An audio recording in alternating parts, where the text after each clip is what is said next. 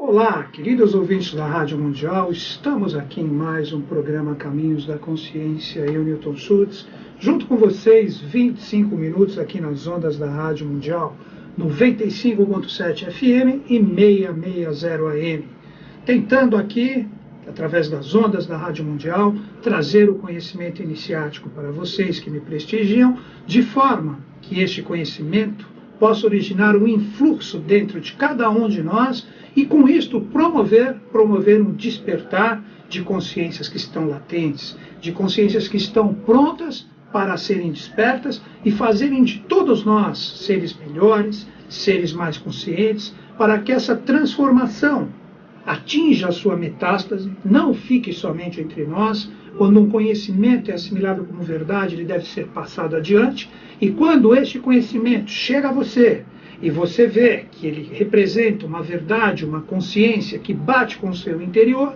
você tem a obrigação de passar isso adiante, pois agora na era de Aquário não existe a sonegação do conhecimento. Tudo deve ser passado, tudo deve ser colocado para a humanidade, de forma que todos nós, que somos a humanidade, tenhamos acesso a essas informações que antes estavam veladas, reveladas e agora devem ser desveladas por todos nós, para que tenhamos a condição de nos sintonizar com os Budas, com os grandes seres da Era de Aquário. Pois agora nós estamos vivendo um influxo, agora o ano de 2013, nós estamos vivendo um influxo das vibrações dos Budas da Era de Aquário de uma forma intensa. Nós vamos ter agora, no Ano Novo Astrológico de 2013, que será no dia 20 de março, às 8 horas da manhã, nós teremos a Era de Aquário com o seu influxo de forma direta em relação a todos nós. No comando do som, Evaldo, Paulo gravando aqui, como sempre, vai postar no YouTube, logo, acredito que no domingo, né? No domingo será postado, e ali você terá condições. Quem não é meu amigo ainda do Facebook, pode me adicionar, o Paulo está lá também, Paulo Eduardo Viana, você pode nos adicionar, e ali a gente troca várias ideias, a gente faz as nossas postagens, e ali você tem condições de ver trechos, não só dos programas de rádio, como também das palestras, das atividades que eu faço, para que você tenha condições, junto de todos nós, formarmos uma egrégora do bem, do bom e do belo. O que é egrégora? Egrégora é um estado de consciência, uma formação nas dimensões sutis, através do pensar, através do sentir, através de vibrações espirituais que são alimentadas constantemente. Isso são egrégoras, que aí essa força, ela acaba se tornando cada vez mais intensa e ela se projeta em nós. No programa de hoje, eu vou trocar ideia com vocês sobre várias realidades. Eu vou tentar atualizar um pouco o conhecimento do que foi a famosa Guerra dos Céus, que envolveu os dois anjos, que foi Micael e Lúcifer, que hoje se manifestam de uma forma, poderíamos dizer assim, num verdadeiro colóquio amoroso, como o JHS nos ensinou. Quem não sabe quem é JHS, a consciência divina que se expressava no professor Henrique José de Souza, o patrono da atual Sociedade Brasileira de Eubiose. Então nós vamos entender de uma forma atualizada o que representa essas consciências que tiveram as suas manifestações diretas ligadas aos mistérios do Cristo. Vamos falar um pouquinho sobre isso hoje. Nós vamos entender o que foram essas famosas tentações de Cristo. Vamos falar também um pouquinho do Tibete, porque depois que a missão do Cristo falha, 999 consciências, ou na verdade 1001, se projetam ali no Tibete, e ali nós começamos a ter um novo influxo para gerar todos os padrões do que seria as realidades da Era de Aquário no próprio Tibete, no ano de 985 depois de Cristo, e depois essas realidades transbordam aqui para o Brasil, que está ligado aos mistérios também dos fenícios. Então vamos ver se nesses 20 minutos que temos, conseguimos passar algumas informações para que a Gupta Vidya, ou a ciência, ou a sabedoria iniciática das idades, preservada e agora totalmente desvelada para todos nós, continue firme e atuante. Primeiro vamos entender o que nós chamamos de Taraka Maya. Taraka Maya é Guerra dos Céus. Quando Micael e Lúcifer, eles guerreiam, eles caem Ambos caem. Esse é o mistério do arcano 16, por isso que ele é chamado a casa de Deus. Quando nós falamos do arcano 16, que é a casa de Deus, nós temos uma torre onde um raio se projeta no seu cume e dali caem dois seres. Esses dois seres que caem representam exatamente Micael e Lúcifer. Um coroado é Micael, que cai com consciência plena, que era o sexto anjo, e o quinto anjo da criação, Lúcifer, cai com um tijolo na cabeça, ou com pouca consciência. Então nós temos dois símbolos que nós podemos dizer que representam de uma forma fidedigna a consciência desses dois anjos que caíram na matéria para formar o que seria um novo contexto evolutivo. Micael representa um sexto padrão de consciência. Micael, chamado por JHS como Aquibel, Aquibel ou Micael, voltando, é a mesma consciência, representa um sexto padrão. Então ele é simbolizado pela estrela de 6 pontas. Quando nós pegamos a estrela de 6 pontas, que é o famoso selo de Salomão no ocultismo, ou no esoterismo com S e não com X, representa o símbolo de Micael. Tanto é que se você pegar a estrela de 6 pontas, não tem como você virá-la de cabeça para baixo. Ela sempre representa uma unilateralidade na sua própria constituição de forma. Então, o símbolo de 6 pontas numa estrela representa a paz, o equilíbrio, a harmonia, a doação, o amor universal. É o padrão do sexto anjo ou de Micael, que vem representar o bem após a queda aqui na face da Terra. Já o quinto anjo, chamado de Lúcifer, que já teve vários nomes, se nós pegarmos na teosofia, ele já foi chamado de Luzbel, e hoje ele se chama Arabel, ou Deus do Fogo. Vamos entender essa realidade luciférica. Quando Lúcifer cai, derrotado por Micael, e cai aqui no planeta Terra, ele como quinto luzeiro ou quinta consciência, o ser humano é uma quarta consciência, o anjo é a quinta e o semideus é a sexta. Então Micael na verdade é um semideus e Lúcifer é um anjo, que antes dele cair, ele representava o quê? Um padrão de luz. Daí vem a palavra Lúcifer, ou o portador da luz. Então quando ele cai sem consciência, ele se reveste do mal. Aí que começa a grande polaridade evolutiva com a queda desses dois anjos. E ele sendo Lúcifer, a representação do quinto luzeiro, qual é o símbolo que o representa? A estrela de 5 pontas. Já a estrela de 5 pontas, se você já inverte, se ela não tem a sua parte, seria da cabeça, pois o ser humano é um próprio pentalfa cósmico. Se abrirmos os braços e as pernas, nós somos uma estrela de 5 pontas. Então, quando você inverte essa estrela de 5 pontas, você tem as duas partes para cima, que representam os pés, e a cabeça para baixo, representa a baixa magia, representa o mal, representa o tudo de ruim, representa as incertezas, representa a involução, representa a ignorância, representa a avidya. Vidya é conhecimento, avidya é a falta de conhecimento. Já se você coloca essa estrela de cabeça para cima, ou da forma correta, como ela deve ser colocada, ela representa a luz, ou o padrão de conquista do anjo que caiu do céu, ou do segundo trono, como falam os teósofos, que está na terra representando o aperfeiçoamento. Daí que vem a palavra que nós chamamos tetragramaton. Tetragramaton, que representa o padrão dessa estrela de 5 pontas, representa sempre o movimento de 4 consciências, pois estamos num 4º dia da criação, ou um 4º sistema evolutivo, onde o quinto ponto representa a recuperação dessa consciência desse anjo caído, que hoje não é mais uma polaridade. Isso que nós vamos entender. Hoje o mal não é mais angélico, o mal é humano. A humanidade foi julgada em 24 de junho de 1956 e a partir dali a gente passa a gerar. Nós tivemos 49 anos até o ano de 2005, que foi um ano importantíssimo, onde nós tivemos de uma forma intensa o colóquio entre essas duas consciências angélicas que caíram.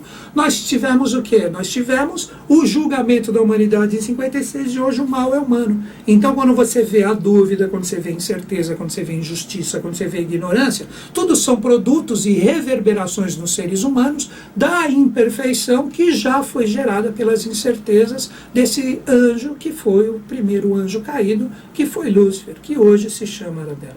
Então quando nós pegamos a palavra tetragramaton, tetra é 4, grama a palavra, tom o som. Então é o som das 4 palavras sagradas, ou como dizem os cabalistas, Yud, Re, Vav, Re.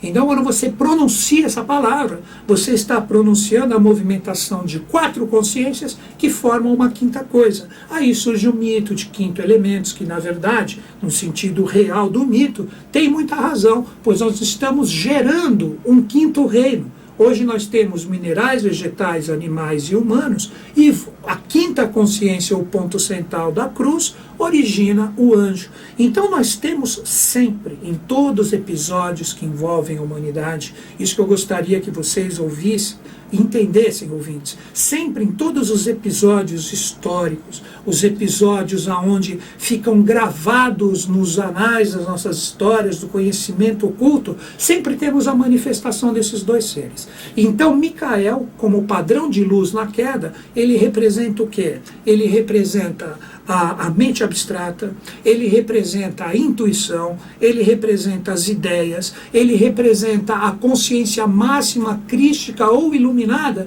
de todos os seres que se conectam a verdadeiros padrões espirituais. Já o 5º anjo representa o aprimoramento.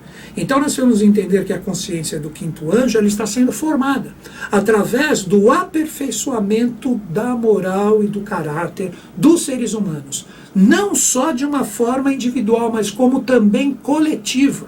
E essa é a principal. Então, quando nós pegamos, como eu havia falado, a própria história da humanidade, a gente pega sempre o emaranhado de consciências que envolvem esses 2 seres. Só que o 5º anjo, quando ele lança seres em prol da sua evolução, muitas vezes ele emana seres que estão com a consciência a favor de uma evolução em prol da grande lei, como também ele vem muitas vezes como erro. Então nós vamos entender que existem seres ligados à 5ª hierarquia que se manifestaram na face da Terra. Se nós pegarmos um bem famoso, Moisés era um ser de 5ª hierarquia. Então, quando nós falamos de Moisés representava praticamente a consciência desse anjo, na época que ele estava manifestado, mas no sentido evolutivo, por isso que Moisés era extremamente rigoroso. Então, se você pega a história real de Moisés, que libertou, vamos colocar a palavra assim para um fácil entendimento, libertou o povo hebreu das amarras dos egípcios, aproximadamente 1500 antes de Cristo. Ele foi através da linguagem do rigor. Então Moisés era extremamente rigoroso. Quem não seguia as suas leis, diríamos assim, os 10 mandamentos do Manu, ou do condutor de povos, pois Moisés era um Manu, um condutor de povos, ele mandava executar as pessoas. Então ele era extremamente rigoroso. Agora que vem uma chave para o entendimento de vocês. Quando Cristo se manifesta, como eu já falei em alguns programas, procure aqui no podcast da Rádio Mundial, nós tivemos 2 Cristos com proeminência, ligados exatamente a esses 2 anjos. Então nós tínhamos um anjo, que era praticamente ligado a uma 6ª consciência, que era o Cristo celeste, e nós tínhamos o Cristo, que era o guerreiro, que era o político, que representava mais essa 5ª consciência. Então daí que nós começamos a entender a evolução desses 2 anjos se projetando de uma forma integral sempre nesses seres que vem, através de avataras, manus e bodhisattvas, vem trazer as consciências para que nós, seres humanos, nos conectemos a ela. Então nós tínhamos 2 Cristos. O Cristo rigoroso, o Cristo que expulsava os vendilhões do templo, era o Cristo que estava no seu sentido de aperfeiçoamento. É aquele que foi se iniciar no Tibete, no norte da Índia, em Lé, Srinagar, e ali ele se formou como um político, aquele com o conhecimento de todas as religiões comparadas que existiam ali, e quando ele retorna ali para a Palestina, ele se encontra com seu irmão Celeste, que representava o 6º, e ele representaria o padrão dos 2 juntos, a fusão dos verdadeiros mistérios do Cristo. Então nós precisamos compreender que muitas coisas são mal contadas, a gente tem que meditar, procurar entender a verdade. Quer ver um exemplo? Quando se fala, fizeram até filmes sobre isso, a última tentação do Cristo, que no Monte das Oliveiras ele é tentado pelo diabo. Isso é errôneo.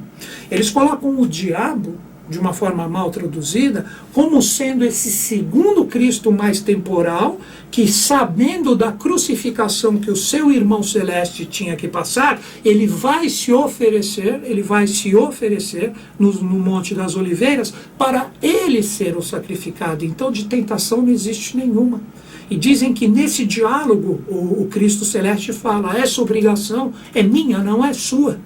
E aí o Cristo terreno, que representava essa quinta consciência, fala, então pelo menos vamos os dois juntos nesse martírio. Permita-me que eu te ajude. E com isso, ele consente, porque era um irmão de sangue, poderíamos dizer assim, que estava ali, nada de tentação ao diabo, e os dois falecem na cruz. Mas como? O Cristo terreno é crucificado fisicamente e no momento correto, esse Cristo mais celeste, projetado como consciência, já sofrendo das mazelas da cruz, ele se projeta nesse Cristo terreno e ambos sofrem o martírio do monte do Gólgota. Então nós precisamos entender que tem muitas coisas ligadas à consciência desses dois anjos que a gente nem imagina o que existe através do seu lado oculto, do seu lado de sabedoria e do seu lado de conhecimento real por detrás de todas essas realidades. Então, continuando, quando ocorre, agora vem outro mistério, quando ocorre, que deve ser desvelado, estou tentando com as minhas possibilidades, quando ocorre a tragédia do Cristo, foi uma tragédia, os apóstolos fazem depois o Novo Testamento, claro, a missão continua, mas o que as hierarquias fazem? Elas pegam 999 consciências, na verdade 1001, e projetam essas consciências no Tibete. Esse é o mistério. E no ano 985 depois de Cristo, ali é criado a confraria dos Bantijaús, ou os Irmãos da Pureza, onde você tinha 7 mosteiros, com 111 casais em cada um, fazendo o mistério dos 777, e um mosteiro maior, central, na verdade ele intraterreno, embaixo de um templo maior, que era o templo visível, nós tínhamos 222 consciências que estavam ligados aos mistérios desses dois anjos. Então vamos entender, assim como existiam dois Cristos, o Cristo mais terreno, o político, o temporal, aquele que era mais rigoroso, você tinha o Cristo celeste, o que abençoava, o que andava nas águas, o que fazia o milagre dos pães, ou seja, o amoroso, o que fazia suas pregações em prol do amor, e o rigor. Quando essas consciências se projetam no Tibete, eles são formados como os 777, nessas 7, diríamos assim, nesses 7 mosteiros menores, eles representavam a consciência desse quinto anjo. E os que estavam, os 222 nesse templo interior, representavam a consciência do sexto anjo. E quem era o líder? Aí entra nos mistérios de Padmasambhava. Esse ser tremendo, uma consciência fantástica que se manifestou ali no Oriente, ele era o líder de todos esses tibetanos que ali estavam, que iriam fazer, com o nascimento de 2 seres especiais que ali estavam, eles iriam fazer o retorno do Cristo já no Tibete, no ano de 985 depois de Cristo. E Padmasambhava representava quem? O grande grão sacerdote que ali estava manifestado. Mas, infelizmente, as forças contrárias, como eu falei, a força do quinto anjo, ela é polar, ela não é luz ou só sombra, ela atua horas de uma forma construtiva e de uma forma involutiva. O que ocorre? Os seres que ali estavam se espiritualizaram demais. Então eles precisaram cair na matéria para que eles não deixassem de fazer a sua missão, ou seja, eles estavam sonegando a missão deles. É aí que Padmasambhava, ele recebe a consciência do quinto anjo, a consciência revoltosa, inverte as yogas e todos os bailados e todas as meditações que ali eram feitas, e com isso os seres que ali estavam, eles acabam se tornando seres que caem na matéria. Então nós tivemos uma segunda queda aí. Diríamos que foi a queda ligada a todos os mistérios ainda ligados ao Cristo, se manifestaram no Tibete, e depois essa marcha teria que continuar. Agora entramos num segundo mistério, terceiro na verdade. Essas consciências, elas se projetam depois aonde? Elas começam a ter a formação de todas essas potencialidades no Brasil. No ano 1000, veja bem, 985, nós temos a queda do Tibete, que já estava ligado aos mistérios do Cristo e não deu certo novamente. No ano 1000, nós temos a inauguração do que hoje nós de Eubiose chamamos do Sistema Geográfico Sul-Mineiro. No sul de Minas, um ser especialíssimo chamado Mora Morotim, filho da grande sacerdotisa indígena chamada Abaiú. Abaiú recebe, assim como foi com Maria, a consciência divina que a engravida, e essa consciência divina que a engravida, através do sono paranixipânico, que ao sexo sem prazer, ela fica grávida desse ser especial, que se chamava Mora Morotim, e este ser, ele inaugura em Ayuruoca, que na verdade Ayur quer dizer luz, e Oca quer dizer a casa, então a casa ou a caverna da luz, no ano 1000, ou seja, 15 anos depois da tragédia do Tibete, essas consciências já passam a se projetar aqui no Brasil. Então nós temos um sequencial de 7 consciências que se manifestam aqui através de toda a glória, de todo o esplendor, para formar todos os mistérios ligados ao Cristo, todos os mistérios ligados ao Oriente, projetados aqui nessa terra. Por isso que eu digo sempre, o Brasil representa hoje o padrão.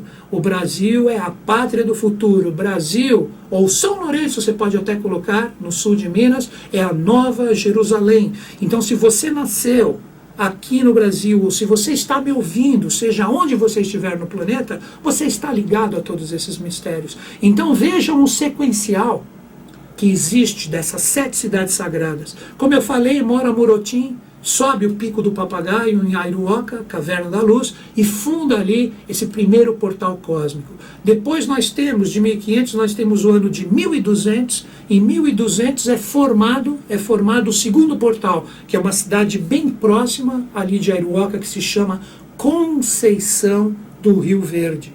Depois de Conceição do Rio Verde, em 1500, ligado ao descobrimento do Brasil, na verdade a colonização, nós temos o quê? Nós temos a inauguração da força ligada a São Tomé das Letras, que traz ligações com Portugal. É muito interessante isso.